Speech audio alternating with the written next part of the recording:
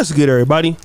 It's your boy, O'Shea Duke Jackson, back at it again with another episode of The Celebrity Junk. I want to talk to black men today about this whole situation between LA or Compton rapper The Game and Roc Nation owner Jay-Z. Now, I love both artists. Obviously, you know, Jay-Z is lyrically at least one of the top 5 MCs of all time. I'm a big fan. And not even the East Coast rap guy, but how can you not love Jay-Z? And not only that, just the transformation from what he was to what he is now. And I understand the politics of Jay-Z and being a liberal, but I mean, the guy went from dealing crack to making deals with the NFL. Although he's hypocritical in some of the things he says and does. But look at the power grab, right? I mean, he's made a complete transformation. The Game, who is very talented, did not make that transformation. Okay? The Game is a good rapper, but you know, like I said, he ended up getting sued, doing a whole bunch of Negro stuff, you know, getting in a few fights and things like that. So The Game didn't play the game. Jay-Z played the game. All right?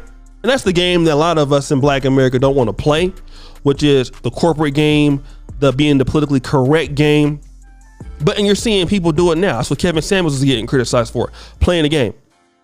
But what happens is that, you know, Snoop Dogg, Mary J. Blige, Dr. Dre performed at the Super Bowl in LA. Rightfully so, we all felt like the game should have been there. Jay-Z didn't allow it. All right. He blocked him. So the Game told Jay-Z to suck his D. All right.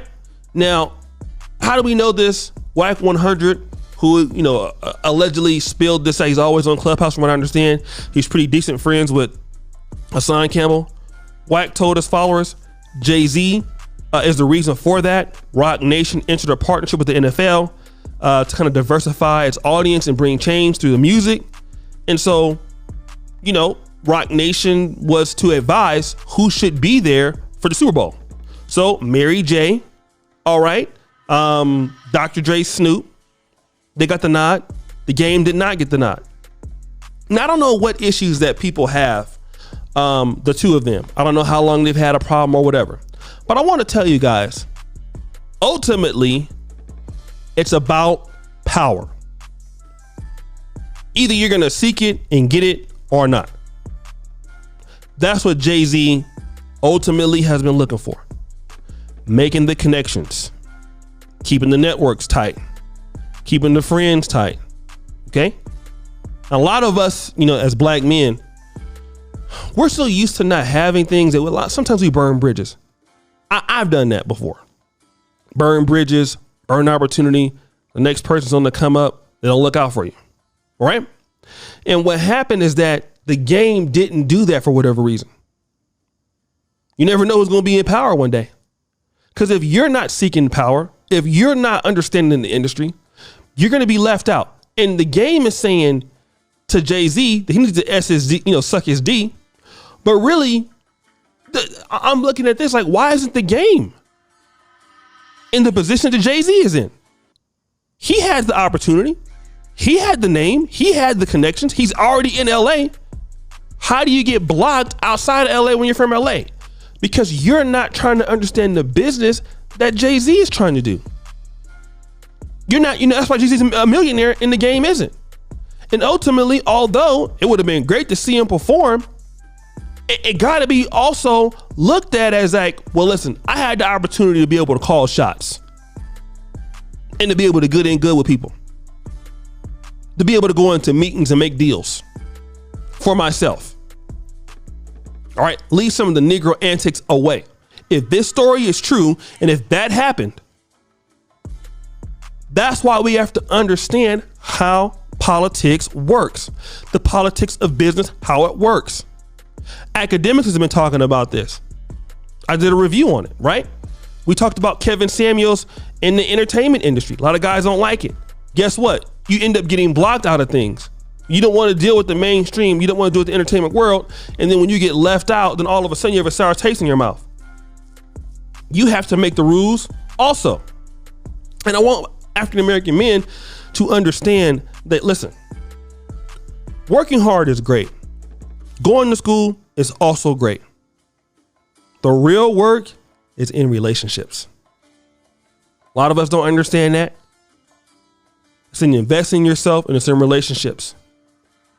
And it's understanding the backlog of things, not just being a performer, because there's many people that are good at their jobs, but being able to change the industries that you're in, being able to have an outside look, being able to bring impact.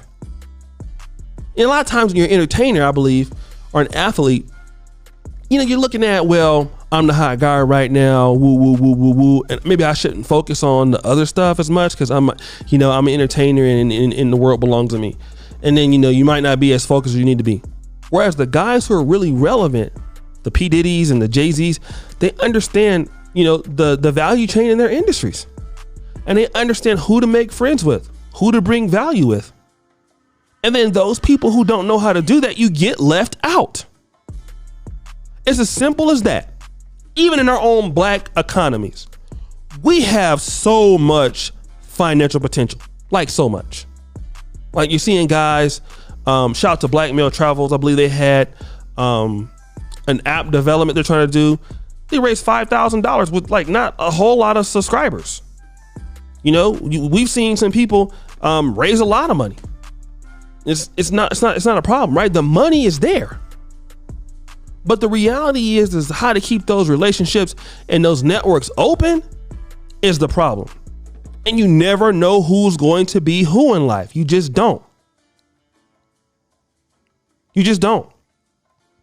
And I think that with the game, telling Jay-Z, SSD, because he didn't, well, I mean, I understand you feel like that, but how is that going to help you out? I mean, all the guy's going to do now is block you from everything.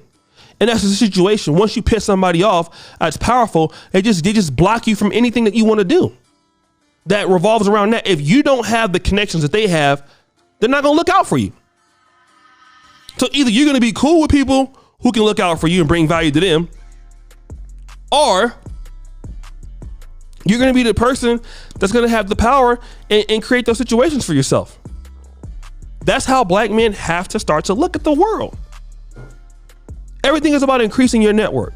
Everything is about talking for yourself. Everything is about giving yourself an opportunity. Everything is about putting yourself out there on the table. Everything is about bringing value to whatever you do. Everything is about bringing value to other people outside of yourself. What do you do for people? I think a lot of us forget about that. Outside of, self-aggrandizing what one's ego is. What is it that you do for other people? Ultimately, because when we all die, that's what we're going to be remembered for.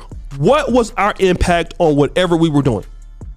If you're doing YouTube, if you're in the trucking industry, if you're a medical doctor, if you're in the food business, if you're in the religion, if you're a minister, at the church, what is your impact on people's lives? And ultimately, that's what matters. That's what brings the deals. That's what brings opportunities.